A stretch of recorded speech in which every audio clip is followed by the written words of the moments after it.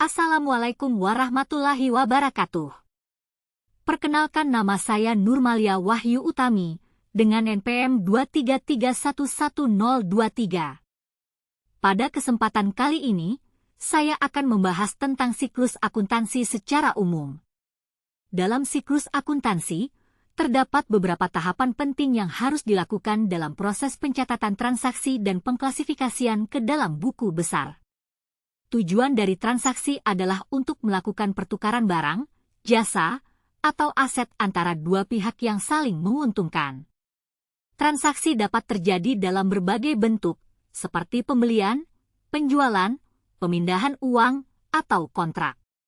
Transaksi, tahap ini melibatkan identifikasi dan analisis transaksi bisnis yang terjadi.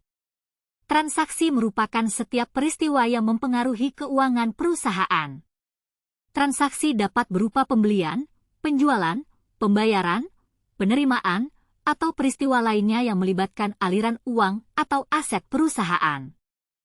Penting bagi kita untuk memahami setiap transaksi yang terjadi agar dapat mencatatnya dengan benar.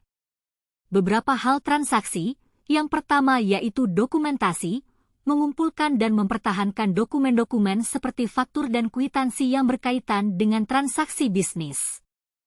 Kedua, input data, menginput data transaksi dari dokumen ke sistem akuntansi yang digunakan perusahaan. Ketiga, pencatatan jurnal, mencatat transaksi dalam jurnal umum dan jurnal khusus yang relevan. Contoh transaksi. Misalnya, perusahaan A membeli bahan baku seharga 10 juta rupiah dari pemasok B. Transaksi ini merupakan pembelian bahan baku oleh perusahaan A dan harus dicatat dengan benar. Recording atau pencatatan. Apa itu pencatatan? Setelah transaksi diidentifikasi dan dianalisis, data tersebut dicatat dalam jurnal umum perusahaan. Jurnal umum adalah buku besar yang mencatat semua transaksi bisnis secara kronologis. Setiap transaksi dicatat dengan format yang konsisten, termasuk tanggal, deskripsi, dan jumlah transaksi. Pencatatan di jurnal dilakukan dengan menggunakan sistem debit dan kredit. Contoh pencatatan ke dalam jurnal. Dalam contoh sebelumnya, pencatatan pembelian bahan baku seharga 10 juta rupiah oleh perusahaan A dapat dilakukan dengan mencatat debit ke akun bahan baku sebesar 10 juta rupiah dan kredit ke akun utang kepada pemasok sebesar 10 juta rupiah. Pengklasifikasian ke dalam buku besar. Setelah pencatatan di jurnal, langkah berikutnya adalah mengklasifikasikan transaksi ke dalam buku besar. Buku besar adalah buku catatan yang digunakan untuk mengumpulkan dan mengelompokkan transaksi berdasarkan jenis akun yang terlibat. Contoh pengklasifikasian ke dalam buku besar. Dalam contoh pembelian bahan baku sebelumnya, pengklasifikasian dilakukan dengan memindahkan jumlah debit dan kredit yang tercatat di jurnal ke akun bahan baku dan utang kepada pemasok di buku besar.